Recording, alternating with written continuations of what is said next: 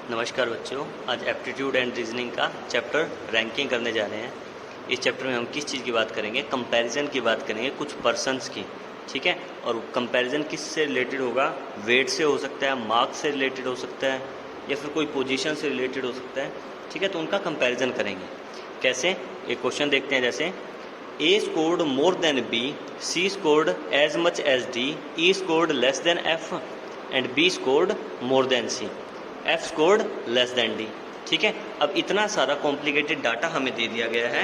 अब पूछेगा हमसे क्या कि किसने सबसे ज़्यादा स्कोर किया या फिर किसने सबसे कम स्कोर किया, ठीक है। तो इसको सिंपलेस्ट फॉर्म में हम कैसे लिख सकते हैं? सबसे पहले लिखेंगे ए स्कोर्ड मोर देन बी, यानी ए ने बी से ज़्यादा स्कोर किया। इनइक्वालिटी का साइन लगाएंगे, A is greater than B, ठीक है। तो इसका मतलब क्या है? A score more than B. फिर क्या है? C scored as much as D, यानी सी ने डी के बराबर स्कोर किया। फिर नेक्स्ट है ई स्कोर्ड लेस देन एफ, ई ने एफ से कम किया, तो यानी एफ ने ई से ज़्यादा किया, ठीक है। ई ने एफ से कम किया या फिर एफ ने ई से ज़्यादा किया, एक ही बात है। Less than F, B scored more than C. अब बी ने क्या है? सी से ज़्यादा किया है, ठीक है। अब बी और सी में यहाँ से रिलेशन आ गया, बी ने सी से ज़्यादा किया, तो ये साइन लगा सकते हैं हम इनके बीच में, ठीक है। F scored less than D, अब एफ ने क्या किया है? डी से कम किया है। F scored less than D, यानी डी ने ज़्यादा किया है, एफ ने कम किया है। डी ने ज़्यादा किया है तो हम यहाँ पे एफ लिख सकते हैं, ठीक है। और एफ के बाद क्या हमारा ई है, तो यहाँ हम ई लिख सकते हैं, ठीक है। तो इस तरीके से ये हमारा सारा का सारा क्या आ गया? डाटा एक ही फॉर्म में आ गया, ठीक है। अब हमसे क्वेश्चन में क्या पूछा जाएगा? किसने सबसे ज़्यादा स्कोर किया, ठीक है। तो सबसे ज़्यादा स्कोर किसने किया? ए ने, क्योंकि ए सबसे बड़ा है, फिर उससे छोटा बी है, फिर उससे छोटा सी है, फिर सी और डी बराबर है, फिर उससे छोटा एफ, फिर उससे छोटा ई, ठीक है। तो सबसे हाईएस्ट स्कोर किसने किया है? हमारे ए ने किया है। और सबसे कम यानी लिस्ट किसने किया है? ई ने किया है। इसके बिहाफ पे हम क्वेश्चंस के आंसर दे पाएंगे। फिर नेक्स्ट क्वेश्चन हमारा, from left end position of second and fourth digit in that number are interchanged, ठीक है।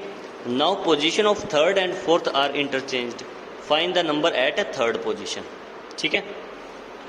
अब क्वेश्चन को स्टेप बाय स्टेप करेंगे। सबसे पहले ये वाला होता है हमारा लेफ्ट हैंड और ये क्या होता है? हमारा राइट हैंड, ठीक है।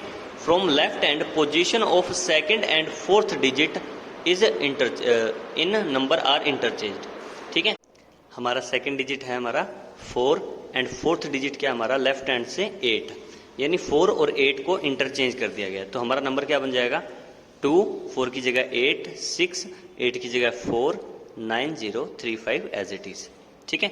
Now position of third and fourth are interchanged, अब थर्ड और फोर्थ को इंटरचेंज किया। अब थर्ड हमारी क्या है? 6, फोर्थ हमारी ये, ठीक है। अब इनको इंटरचेंज करेंगे तो क्या आएगा? 2, 8, 4, 6, 9, 0, 3, 5, ठीक है। फिर क्या पूछा? Find the number at third position, left से थर्ड पोजीशन पे हमारा कौन सा नंबर है? 1, 2 एंड 3, यानी 4 क्या हो गया? हमारा आंसर हो गया, ठीक है। नेक्स्ट,